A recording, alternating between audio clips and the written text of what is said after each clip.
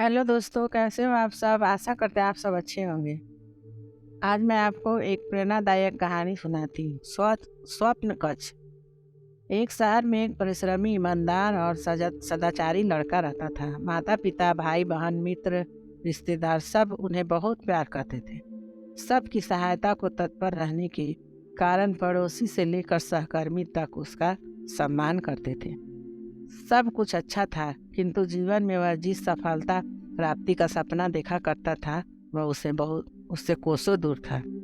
वह दिन रात जी जान लगाकर मेहनत करता, किंतु असफलता ही उसके हाथ लगती।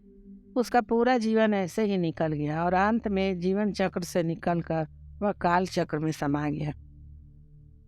चूंकि उसके जीवन में सुकर्म किए हैं थे, इसीलिए उसे स्वर्ग की प्राप्ति हुई। देवदूत उसे लेकर स्वर्ग पहुंचे। स्वर्ग लोक का अलौकिक सौंदर्य देख वह मंत्र मुग्ध हो गया और देवदूत से बोला, ये कौन सा स्थान है? यह स्वर्ग लोक है। तुम्हारे अच्छे कर्म के कारण तुम्हें स्वर्ग में स्थान प्राप्त हो। अब से तुम यहीं रहोगे, देवदूत ने उत्तर दिया। यह सुनकर लड़का खुश हो गया। देवदूत ने उसे वह घर दिखाया जहाँ उसके रहने की व्यवस्था की गई थी। वह एक आलीशान घर था। इतना आलीशान घर उसने अपने जीवन में कभी नहीं देखा था। देवदूत ने उसे घर के भीतर ले गया और एक एक कर सारे कक्ष दिखाने लगा। सभी कक्ष बहुत सुंदर थे। अंत में वह उसे एक ऐसे कक्ष के पास लेकर गया जिसके सामने स्वप्न कक्ष लिखा हुआ था। जब वे उस कक्ष के अंदर पहुंचे तो लड़का यह देखकर दंग रह गया कि वहां बहुत सारी वस्तुएं, छोटे छोटे प्रतिरूप रखे हुए थे।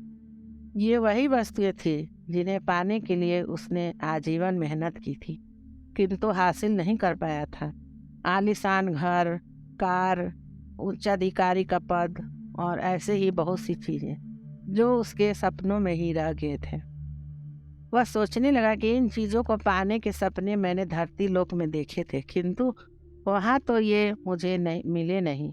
अब यहाँ इनके छोटे प्रतिरूप इस तरह क्यों रखे हुए हैं? वह अपने जिज्ञासा पर नियंत्रण नहीं रख पाया और पूछ बैठा, ये सब यहाँ इस तरह, इसके पीछे क्या कारण है? देवदूत ने उसे बताया, मनुष्य अपने जीवन बहुत से सपने देखता है और उनसे पूरा हो जाने की कामना करता है, किंतु कुछ ही सपनों के प्रति वह गंभीर होता है और उसे पूरा करने का प्रयास करता है।